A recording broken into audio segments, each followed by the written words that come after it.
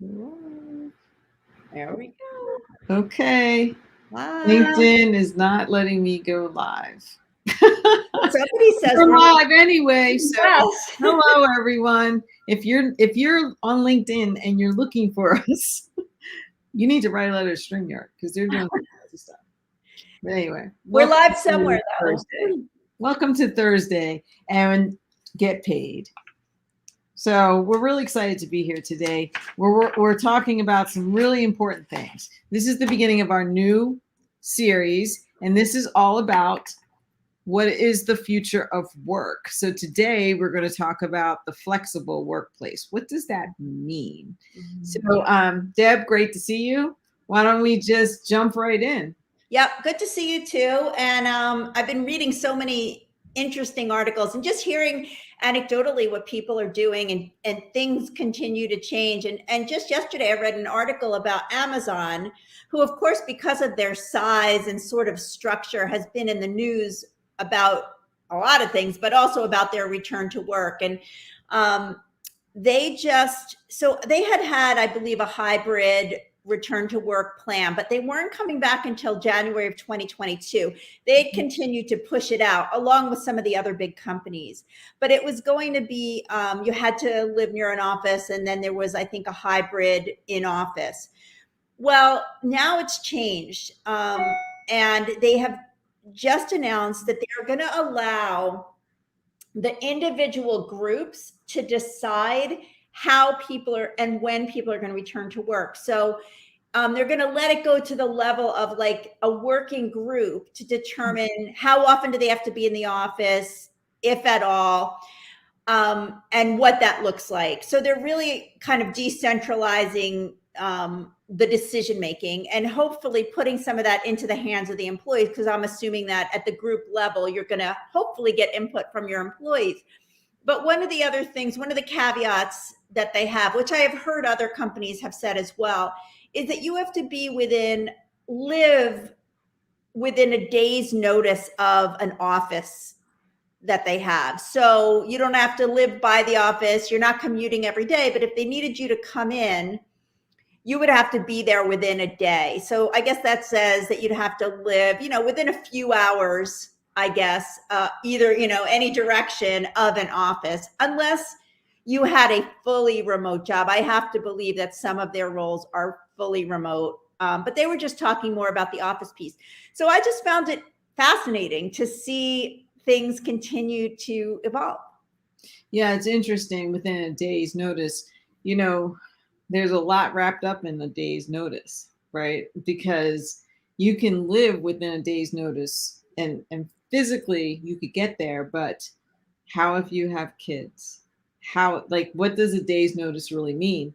Does a day's notice mean that you have a babysitter on call if you need it? Does a day's notice mean that you have someone who can bring your kid home from school? Does that mean that you have to drive? Does that mean that you fly? Do they cover that commute? There are a lot of questions in that space that are unanswered, which, Yes. just leads me to the consideration of, it's very easy to put things on paper, but what are the factors that are really involved in making those decisions, right? Factors like, what industry do you work in? Some industries, we've been talking a lot, right? Some industries can be 100% remote. We've learned that. Some industries, while they can be remote, is that the best? I've spent most of my career in, retail, fashion, branding, and Yeah, me too. yes, right. And so it's about the customer, and it's very tangible.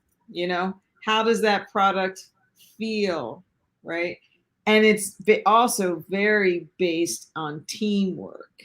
And what I have found in working with different companies over the past few years is that the more time we spend in and I'll just focus on retail, but the more time we spend remote, the more disjointed and divided the teams are, and the harder it's been to really be on a process and move the businesses forward, especially for younger companies, because they haven't had the time to gel. Mm-hmm. And so that secret sauce of how you work together on a project just hasn't had the time to really mature to the point where it's effective. So I think the industry really matters, because when we were talking about banking, and there's some in banking, there's some companies who are like, you have to be back in the office, right? Mm-hmm. Also a factor is, what is your job? What's the role? What role do you play Right. in the company? I think that's probably even more important than the industry. It's how do you affect the team? Can you be effective as a leader, or even, whatever your role is, can you be effective if you're not all in the same place? And you have to, just to look at the other side of it, you also have to think about, because what happened to us with the pandemic is that we didn't create a work from home culture. We just had to work from home, right? So it was just like forced. And I think that sometimes as we start to go back, people and leadership are kind of looking at it like, well, how do we force our old work in the office culture into the work from home model? And that can feel forced. And so I wonder if companies that were working successfully remotely before the pandemic, maybe not fully, but had a good remote, like robust remote workforce, Mm-hmm. if they can be the model for how other industries at least test out in where it can work, and can help them sort of see that it's not just about trying to squish what you did in the office into the Zoom room, but how do you really create a culture and teamwork if everybody's not together? Yeah, I think that's a good point. Who's done it well, and who did it before it was an emergency? Because you're right, it wasn't like, oh, we're going to do this new thing, we want you to get ready because we're going to be from home. It was emergency, pandemic, lockdown, you're at home, right? And so people improvised, and what we learned was pretty much anything is possible, but possible is not optimal, right? And Mm-hmm. I think that that's what the discussion needs to be. Anything is possible, and you can do a lot of things for a certain amount of time. That it anything, right? Like, you can do anything for a certain amount of time. Doesn't mean that you've maximized anything. Doesn't mean that you've created, a new amazing, a fabulous situation. And I think that's where the evaluation needs to come in, because it's complicated, right?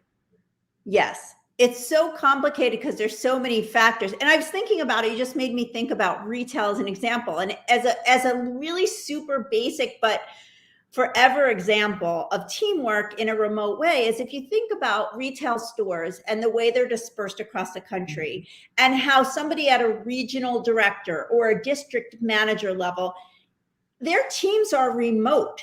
Yeah. And so those folks have figured out, many of them have figured out the secret sauce in their own industry, in their own work, how to create teams that are remote. And they do a pretty good job of it. It doesn't mean they don't meet ever. They do meet, They do meet. but not daily or weekly or even monthly in a lot of cases. And they manage even without Zoom, because this is I can remember before there was any way to, it was barely a conference call, right? So they managed to do it. And those skill sets are worth looking at because they can be applied in different ways. But to your point, it is complicated because sometimes it depends on the leader themselves. Like if you're a CEO or president of a company and you have your own personal views on remote work, and you're not willing to be open to the idea of how it could work differently, and you're not willing to ask your employees, then it doesn't get to form itself into the right balance. Because I agree with you, there are some jobs that have to spend some time in the office, sometimes all in the office, some people who never have to be there, but the organization should try to sort of organically get there by really being open to what jobs have to be, what people need, what employees think, what the customer needs. To your point earlier, that's the bottom line in a way, right? That the customers need, it can't see a change in their service or the product or whatever it is that you do for the customer, whether it's B2C or B2B or whatever. The customer can't see that there's a problem. So I think being open helps you get through some of the complicated nature of the question. Oh, absolutely. You know, and yes, the customer experience has to be smooth because, you know, when you're dealing with customer, you have to deliver surprise and awe and everything that they need, that they come to you for. That promise, you have to deliver on that promise that you're going to meet them where they are and give them something they didn't even know they needed, right? Right. But the other thing that you bring up, and I think it's notable to speak about, is when we talk about leaders, right? And you talk about a leader who isn't willing to talk to their team about what their needs are and take that into consideration.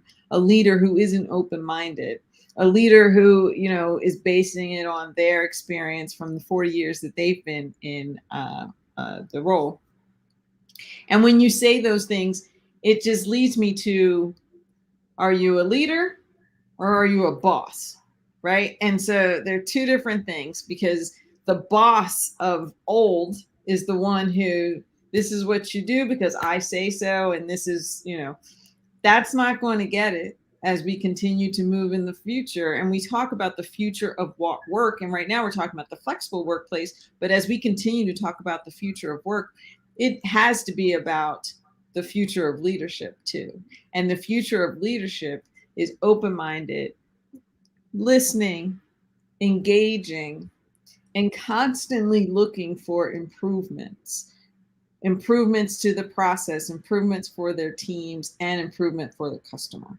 And so I think that that's something that, you know, obviously we'll talk about a little in the future about the leadership of the future as we talk about the future of work. And it all feeds into, what is this flexible workplace? How do we optimize this experience? Because once you know, we've gone through a pandemic, we can't come out and say that it's going to be the same as before. And so what does that look like? And what does flexibility look like? And I think that, you know, I have found that flexibility might be one of the hardest things for people to embrace fully. More people than not do not embrace change, do not feel comfortable with this whole idea of ambiguity and flexibility. So I think it's going to be very interesting as we continue to watch. Agree. Yeah. So what's the bottom line, Deb? What's the bottom line? What can we leave our watchers? Well, as you were talking, you made me think about this. I have this sign in my actually inside of my closet in my bedroom. I had found it in Martha's Vineyard, one of your favorite places. My favorite place. My happy place.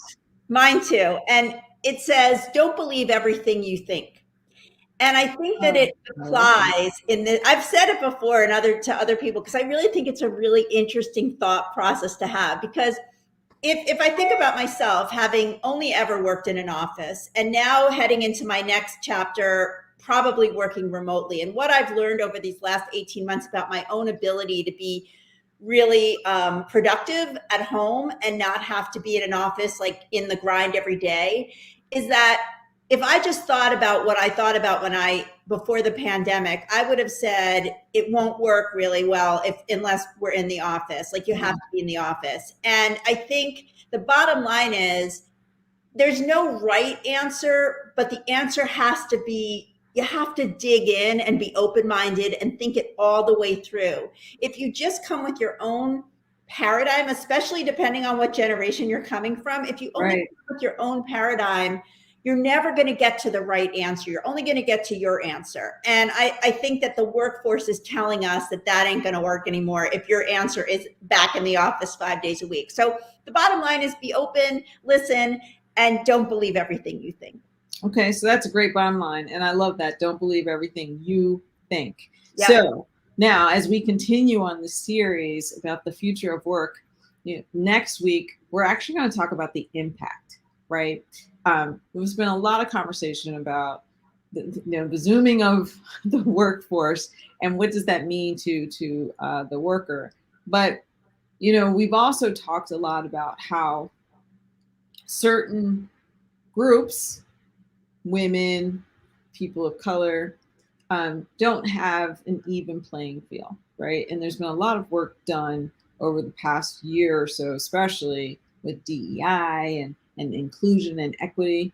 But as we continue to consider what does the future of work look like, we want to discuss who gets lost in this new, who's getting lost in this new workplace.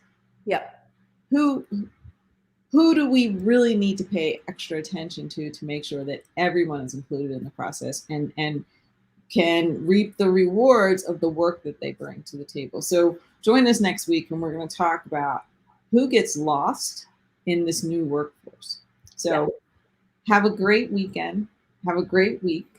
We'll be back next week, next Thursday, 11 o'clock. We're going to get with LinkedIn. So we'll be on all of our channels next Thursday at 11 o'clock. And be safe. And bye, everyone. Everyone get paid. Get paid. Bye-bye.